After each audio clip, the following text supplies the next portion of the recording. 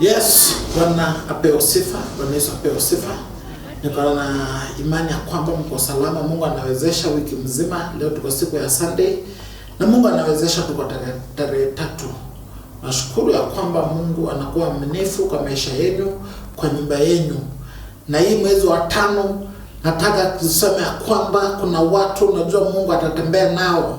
Kuna watu ambao Mungu anaenda kubariki na kuna watu ambao Mungu anaenda kusimama nao na maisha yao. Bwana Yesu apewe sifa.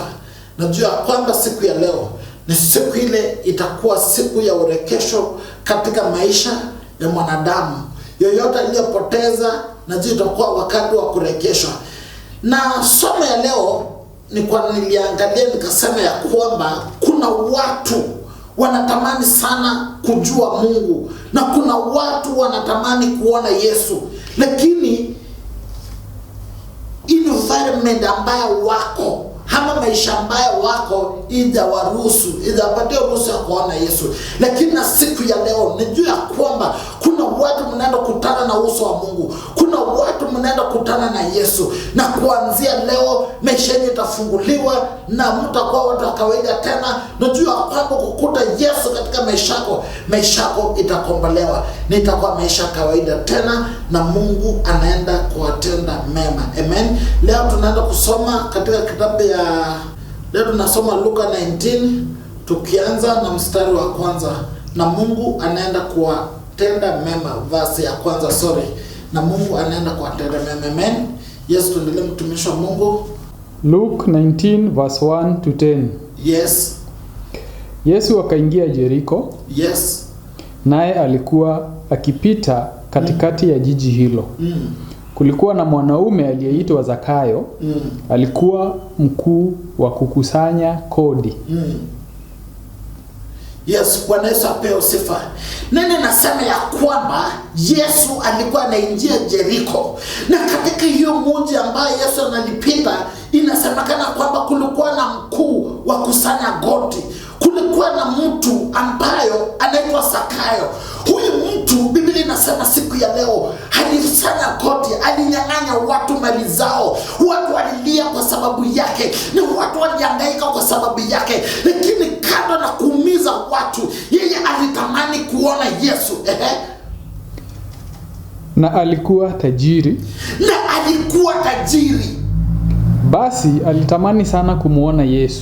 Na huyu tajiri alitamani kuona Yesu. Yesu nasema ya kwamba ni mtenda dhambi. Tunasema ya kwamba ni mtu wa kunyanyaza watu wengine, lakini kiu yake kubwa alitamani kujua Kristo ni nani. Huyu mwana wa Adamu anasema anapita katika mji huu. Nataka nikutane naye siku ya leo. Nataka yeye abadilishe maisha yako. Bwana Yesu apewe sifa. Najua kwamba wewe sio mtu mzuri, lakini uko na kiu Yesu abadilishe maisha yako. Uko na kiu ujue huyu Yesu ataingia kwa maisha yako. Wewe ubadilishwe maisha yako. Na kuanzia leo, wakati Mungu alikutana na Zakayo, maisha yako iko kwa maisha kawaida tena, maana aliona Mungu na maisha yake kabadilika. Tuendelee mtumishi wa Mungu. Basi alitamani sana kumuona Yesu, lakini hakuweza kwa sababu ya umati. Nini nasema ya kwamba huyu mtu mtosha ushuru alitamani sana kumuona Yesu, lakini ninasema leo vile alikuwa hali yake, environment yake maisha kumruhusu kumuona Yesu. Kwa maana alikuwa mfupi. Basi akakimbia mbele na kupanda juu ya mti wa mkuyu. Inasema kwa sababu gani? Alikuwa mfupi na alikuwa katikati ya watu. Alikimbia ili apande juu ya mti akutane na Yesu. Na mimi nikwambia siku ya leo, kuna maneno ambayo inakusema wewe, kuna mambo ambayo unafanya kinyume na watu wa Mungu, unafanya kinyume na Yesu mwenyewe, lakini ninasema leo utakimbilia mti hivi na maisha yako inaenda kukombolewa leo. Najua kwamba unapitia mambo mazito, najua hali yako ni zito. Unanyang'anya watu mali yao, unanyang'anya watu kazi zao, unanyang'anya watu hali yao ya maisha. Watu wanakuchukia. Mimi niseme leo, kama wale watu wanakuchukia, kuna ule anakupenda anaitwa Yesu Kristo.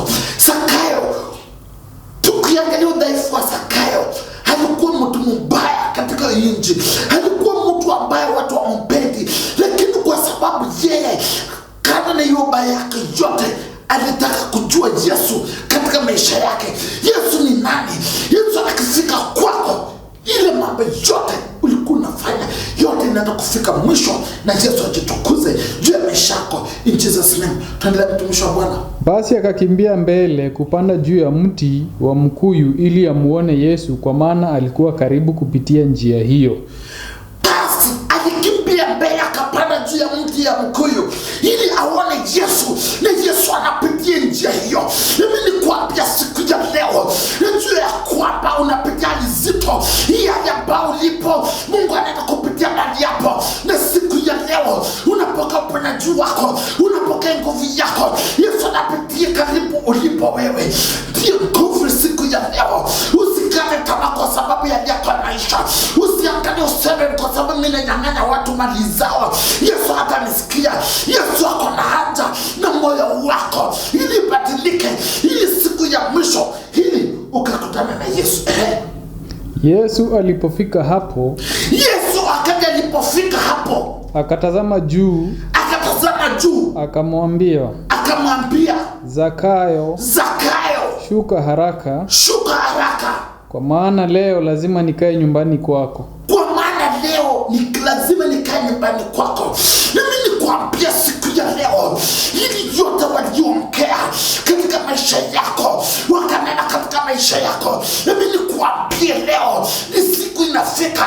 Yesu anasema, uko wapi? Leo tunapeleka uzima kwa nyumba yako. Walisema kwamba wewe ni mtenda dhambi, wakakuchukia, lakini Yesu anakuambia kwamba shuka leo, wacha kiburi, shuka leo, tuingia katika nyumba yako, maana ukombozi inaingia kwa nyumba yako. Mimi nikuambia leo, wewe kijana uko